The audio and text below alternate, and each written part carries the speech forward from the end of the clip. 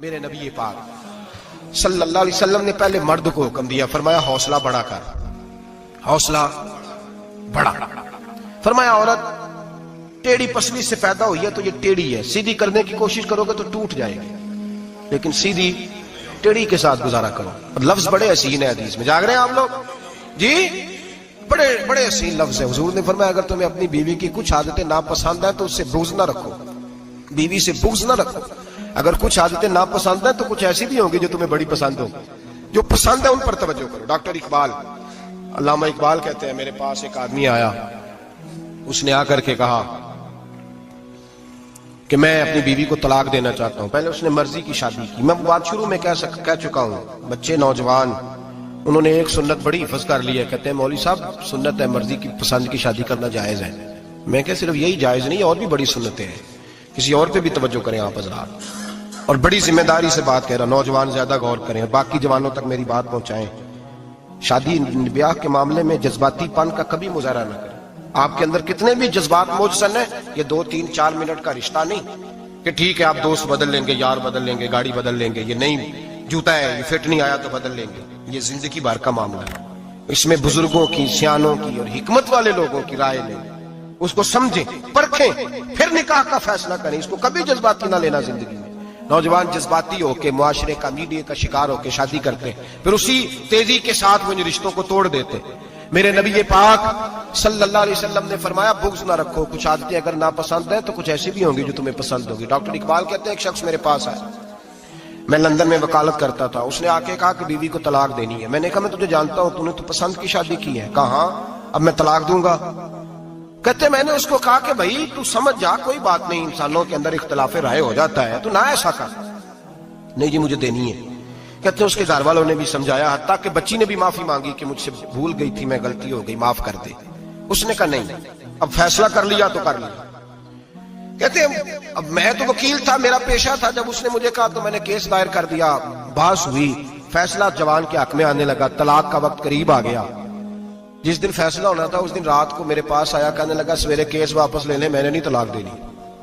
میں نے کہا کیا ہوا؟ کہنے لگے اقبال یار عجیب بات ہوئی ہے، مسلمانوں کے رسول کی ایک حدیث پڑھ لی ہے، نبی پاک علیہ السلام کا ایک فرمان پڑھ لیا ہے۔ کہا وہ کیا؟ کہا حضور نے فرمایا اگر تمہیں اپنی بیوی کی بہت ساری عادتیں ناپسند ہو، ادھر دیکھو جو پسند ہے۔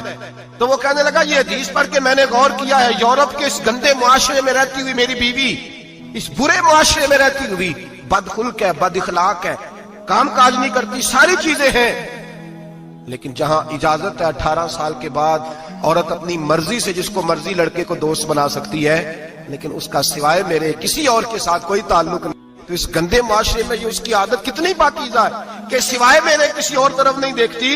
حضور کی اس حدیث نے مجھے اس کی اس اچھی عادت پر مائل کر دیا ہے۔